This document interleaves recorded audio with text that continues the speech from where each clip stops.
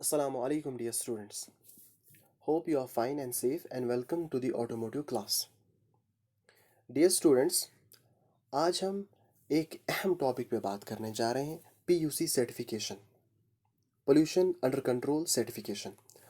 Last lecture में हमने बात की थी इमिशन स्टैंडर्ड्स के ऊपर कि वक्त के साथ साथ कैसे इमिशन स्टैंडर्ड्स के अंदर चेंज ला दी गई। सबसे पहले इंडिया 2000 स्टैंडर्ड देखने को मिलता था, then BS second, BS third, BS fourth, और आजकल मार्केट में BS6 मॉडल व्हीकल्स देखने को मिलती हैं।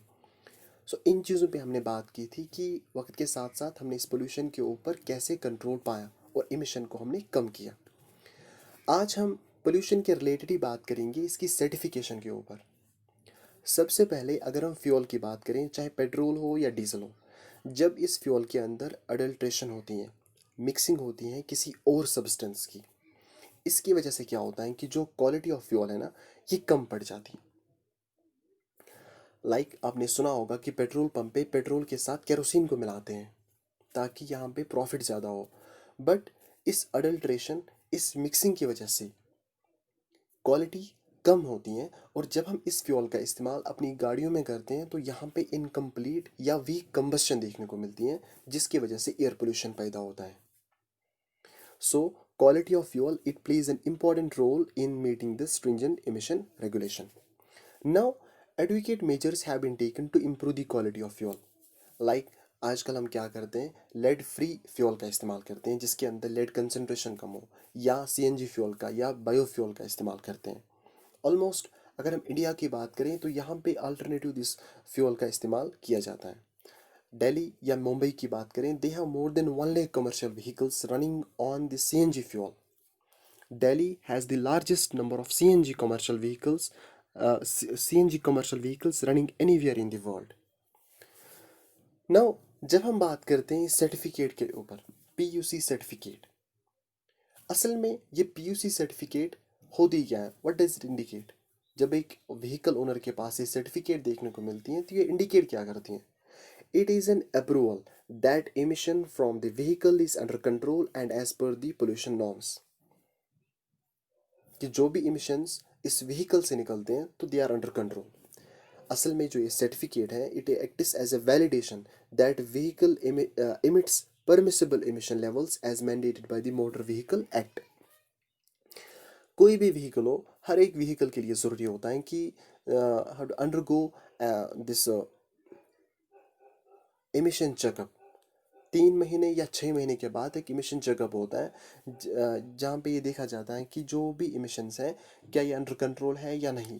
अगर अंडर कंट्रोल है देन एक सर्टिफिकेट इशू की जाती है, PUC certificate. In case vehicle is polluting beyond the prescribed norms, then necessary repairs and tuning in the vehicle are required. So it is mandatory for every this vehicle owner to carry a valid pollution under control certificate and maintain the vehicle within the prescribed emission norms. Now, अब if a vehicle doesn't have a valid PUC certificate, अब इस सूरत में क्या होता है कि अगर valid PUC certificate ना हो एक ओनर के पास, then owner is liable to prosecute under section 190 of the Motor Vehicles Act. तो यहाँ पे एक पेनल्टी देनी पड़ती है, fine of ₹1000 for the first offence, और उसके बाद ₹2000 फॉर एवरी सब्सिक्वेंट ऑफेंस। अगर हम फ़ी की बात करें, जो यहाँ पे फ़ी होता है for pollution checking, it is fixed by the state transport department. Petrol, CNG या LPG व्हीकल हो उनके लिए ₹25 और डीजल व्हीकल के लिए ₹50। ना कभी कभार ऐसा होता है कि वैलिड PUC सर्टिफिकेट होने के बावजूद भी जो व्हीकल है फाउंड पोल्यूटिंग द एनवायरनमेंट, तो इस सूरत में क्या होता है कि इस सर्टिफिकेट को कैंसिल किया जाता है, और 7 दिन के अंदर अंदर ओनर से कहा जाता है कि आप 7 दिन के अंदर अंदर you have to produce a fresh PUC certificate. Now, अब कभी कभार ऐसा होता है कि if the vehicle is not polluting and PUC certificate is expired, or one doesn't have valid PUC certificate. So इस सूरत में क्या होता है कि offence of not having a PUC certificate it attracts prosecution under section 190 of the Motor Vehicles Act. So this was about this certificate की असल में सर्टिफिकेट होती क्या है और फ़ी के ऊपर हमने बात की. So it is mandatory for every this owner of the vehicle कि इसके पास एक वैलिड PUC सर्टिफिकेट हो.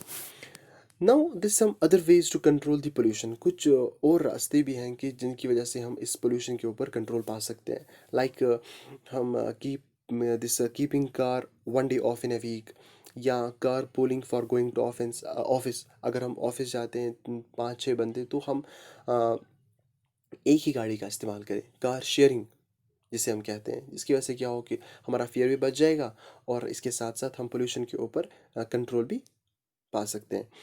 इसी तरीके से अगर हम शॉर्ट डिस्टेंस की बात करें तो वहाँ पे बाइसिकल्स का इस्तेमाल करना and using of public transport. Like अगर हम दिल्ली मेट्रो की बात करें, it's a best example of controlling pollution and providing comfort to the public. So these are some other ways to control pollution. Thank you.